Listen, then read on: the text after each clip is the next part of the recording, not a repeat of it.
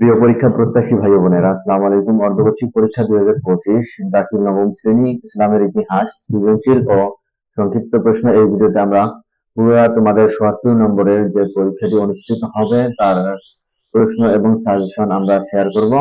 আশা করা যাচ্ছে এখান থেকে তোমাদের 99% কমন পাওয়ার সম্ভাবনা রয়েছে। সময় 2 ঘন্টা 30 মিনিট। সৃজনশীল প্রশ্ন, মান দ্রষ্টব্য ডান পাশের সংখ্যা, প্রশ্নের পূর্ণমান জ্ঞাপক, প্রদত্ত উদ্দীপকগুলো মনোযোগ সহকারে পড়ো এবং সংশ্লিষ্ট প্রশ্নগুলোর উত্তর দাও। যে কোনো 5টি প্রশ্নের তোমাদের উত্তর দিতে হবে। এখান থেকে যতটি প্রশ্ন আমি দেখাবো, এখান থেকে তোমাদের 5টি প্রশ্নের অ্যান্সার করতে হবে। এই ধরনের প্রশ্নগুলো তোমাদের দেয়া হবে। প্রথমে তোমাদের প্রথম প্রশ্ন আমরা শেয়ার করতেছি। প্রশ্ন অর্থাৎ সৃজনশীল প্রশ্ন হচ্ছে 1, আব্দুল্লাহপুর গ্রামে একটি ছোটখাটো বিষয় নিয়ে সর্বদা ঝগড়াঝাটি মাঝামাঝি লেগেই থাকতো। তাদের মধ্যে রীতি এবং নৈতিকতার কোনো বালাই ছিল না। এমন পরিস্থিতি অবলোকন করে এলাকার যুবক হুমায়ুন খুবই মর্মাহত হন। এ পরিস্থিতি থেকে গ্রামবাসীকে রক্ষার জন্য হুমায়ুন কিছু যুবকদের সমন্বয় করে একটি ভ্রাতৃত্ব সংঘ প্রতিষ্ঠা করেন। এ সংঘের উদ্দেশ্য ছিল গ্রামে শান্তি এবং শৃঙ্খলা বজায় রাখা ও নিঃস্ব অসহায়কে সহায়তা করা। অন্যদিকে গ্রামের মাদ্রাসা ভবন এবং উদ্ভাবন নিয়ে মতবাদের মধ্যে মতবিরোধ দেখা দেয়। উন্নত অবস্থায় হুমায়ুন সকলের মতবিরোধ অবসান করে সকলের সাথে নিয়ে মাদ্রাসা ভবনের ভিত্তিপ্রস্তর স্থাপন করতে সক্ষম হন। প্রশ্ন 1 অর্থাৎ ক, রাসূল সাল্লাল্লাহু আলাইহি ওয়াসাল্লাম কত খ্রিস্টাব্দে হিজরত করেন? খ, হিলফুল ফুজুল বলতে কি বোঝো? হিলফুল ফুজুল বলতে কি বোঝো? এরপরে গ, হুমায়ুনের প্রতিষ্ঠিত মাতৃসংঘের সাথে পাঠ্য বইয়ের কোন সংস্থার মিল খুঁজে পাওয়া যায় তার উদ্দেশ্যাবলী আলোচনা করো। এরপরে তোমাদের যে প্রশ্নটি থাকতেছে ঘ, মাদ্রাসা ভবনের ভিত্তি প্রস্তর স্থাপনের জন্য রাসূল সাল্লাল্লাহু আলাইহি ওয়াসাল্লামের জীবনের কোন ঘটনাটি সাদৃশ্য রয়েছে? তোমার উত্তরের সপক্ষে মতামত দাও। সৃজনশীল 2, এক সময়ে বাঙালির পরিচয় ছিল দুধে ভাতে। ভাত বাঙালির প্রধান খাদ্য। ভাত ছাড়া তাদের চলত না, আর পুষ্টিকর পানি ছিল না তাদের দুধ। এজন্য সে সময়ে তাদের গোলা ভরা ধান ছিল, গোয়াল ভরা গরু ছিল। এ দুটি খাদ্যদ্রব্য ছিল তাদের কাছে পরম প্রিয়। ক, আরবের অধিবাসীদের কয় শ্রেণীতে বিভক্ত করা যায়? ক, আরবের অধিবাসীদের কয় শ্রেণীতে বিভক্ত করা যায়? খ, আরবের প্রাণিজ সম্পদ সম্পর্কে বর্ণনা করো। গ, উদ্দীপকের দুটি দ্রব্য প্রাচীন আরবের কোন দুটি দ্রব্যের সঙ্গে সাদৃশ্যপূর্ণ ব্যাখ্যা করো। ঘ, উদ্দীপকের আলোকে প্রাচীন আরবের ফসলাদি ও প্রাকৃতিক সম্পদের বিবরণ দাও। সৃজনশীল 3, চট্টগ্রামে পাহাড়ি অঞ্চলে দুটি শ্রেণীর উপজাতি বসবাস করে। তাদের একটি মুরং, যারা সমাজে সভা লোকজনের অন্তর্গত। তাদের চলাফেরা, আচার আচরণ ও প্রতিষ্ঠানাদি অন্যদের থেকে শ্রেষ্ঠ। আর অন্যটি মারমা জাতি। এরা সমাজের নিচু লোকদের সমপর্যায়। যার মুল্লুক তাঁর এ নীতিতে তাদের সমাজ হয়। তাদের সমাজে একজন মোড়ল থাকে, যিনি সব কিছুর সমাধান করেন। ক, জাহেলি যুগে আরব গোত্র প্রধানকে কি বলা হতো? ক, আরব ভূখণ্ডকে জাজিরাতুল আরব বলা হয় কেন? গ, উদ্দীপকে মুরং জাতির কার্যক্রম প্রাক আরবের কোন জনগোষ্ঠীর সাথে সাদৃশ্যপূর্ণ ব্যাখ্যা করো। ঘ, উদ্দীপকে জোরজার মুল্লুক তার এর সাথে সমগ্র উৎসকালীন আরবের রাজনৈতিক অবস্থা বর্ণনা করো। সৃজনশীল 4, 2টি পাতা একটি কুড়ির দেশ সিলেট সুরমা নদীর তীরে অবস্থিত। প্রতি বছর পাহাড়ি ঢলের কারণে এ নদীতে প্রচুর বালু ও পাথর এসে জমে। পাতার মতো সিলেটের বালু ও পাথর সুনাম রয়েছে দেশব্যাপী। অন্যদিকে প্রাচীন কাল থেকে সিলেটের জৈব ও খনিজ পাহাড়ের জনবসতি গড়ে ওঠে। পাহাড়ের চাষাবাদ, হস্তশিল্প ও পর্যটকদের ক্ষেত্রে তারা নানাভাবে দেশের অর্থনীতিতে অবদান রাখে। ক. নুফুস এর প্রাচীন নাম কি? খ. বেদুইন আরবরা যাযাবর জীবনযাপন করত কেন? গ. উদ্দীপকে সিলেটের নদীকেন্দ্রিক উন্নয়ন প্রাচীন কোন সভ্যতার সাথে সাদৃশ্যপূর্ণ ব্যাখ্যা করো। ঘ. উদ্দীপকে খাসিয়া জনপদ যেন রোমান সভ্যতার প্রতিচ্ছবি বিশ্লেষণ করো।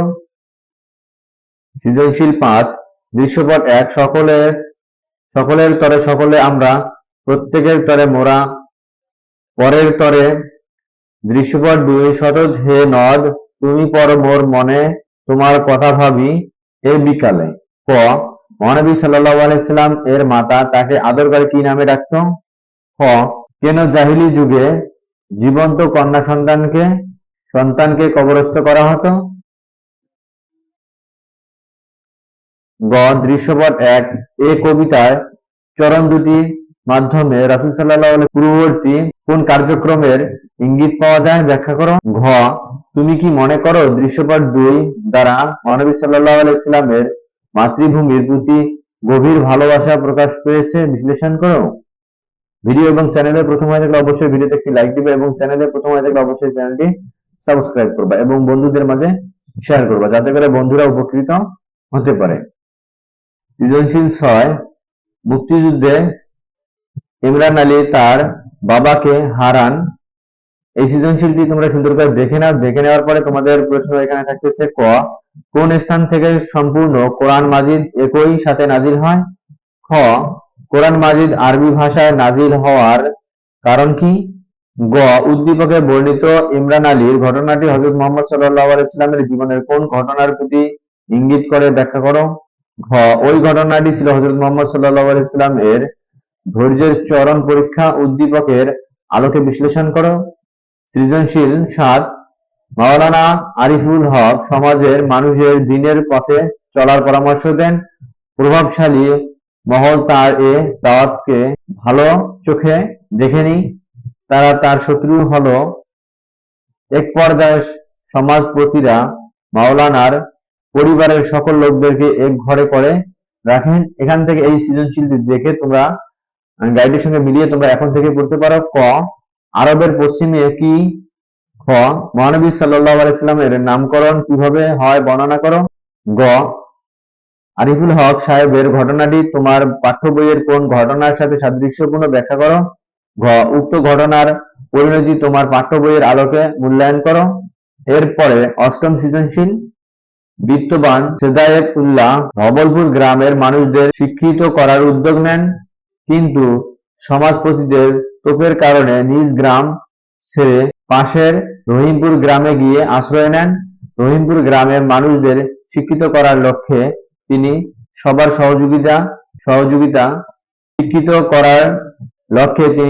সহযোগিতা নেন। এতে ধীরে ধীরে মানুষ শিক্ষিত হয়ে ওঠে। ক. আনসার শব্দের অর্থ কি? খ. কিতাব আর রাসূল বলতে কি বোঝো? গ. উদ্দীপকে হেদায়েত উল্লাহ মাস্টারের গ্রাম ছাড়ার ঘটনাটি হযরত মুহাম্মদ সাল্লাল্লাহু আলাইহি ওয়াসাল্লামের কোন ঘটনার সাথে সাদৃশ্যপূর্ণ? ব্যাখ্যা করো। ঘ. এ কর্মে রাসূল সাল্লাল্লাহু আলাইহি ওয়াসাল্লাম এর সামাজিক সংস্থার পরিপূর্ণ বাস্তবায়ন ঘটেছে। এ ব্যাপারে তুমি কি একমত? বিশ্লেষণ করো। সংক্ষিপ্ত প্রশ্ন গুণমান 20। এখান থেকে তোমাদের উত্তর করতে হবে। যে কোনো 10টি প্রশ্নের উত্তর দাও। প্রতিটি প্রশ্নের জন্য তোমরা 2 নম্বর করে পাবা। তাই এখানে তোমরা প্রশ্নগুলো দেখে নাও। আশা করা যাচ্ছে তোমাদের এখান থেকে কমন পড়বে। প্রশ্ন 1. মরুবাসী যাযাবরদের বেদুইন জীবনযাত্রা কেমন ছিল বর্ণনা করো। উটকে মরুভূমির জাহাজ বলা হয় কেন? 3. আশাবিয়া কি ব্যাখ্যা করো। মিশরকে নীল নদের দান বলা হয় কেন? প্রশ্ন 5. আইয়ামে জাহিলিয়ার পরিচয় দাও। 6. জাহিলি যুগে নারীদের অবস্থা কেমন ছিল? বুঝিয়ে লেখো। 7 একাডেমিক ফাংশিও বলতে কি বোঝায়? জাহিলিয়া যুগের কবিতার বিষয়বস্তু বলা ছিল, ব্যাখ্যা করো। 9 কুরাইশ বংশের কাফেররা হযরত মুহাম্মদ সাল্লাল্লাহু আলাইহি ওয়াসাল্লামকে আল আমিন বলে ডাকতো কেন? 10 আলমুল ফিলা বা হস্তির বর্ষ বলতে কি বোঝায়?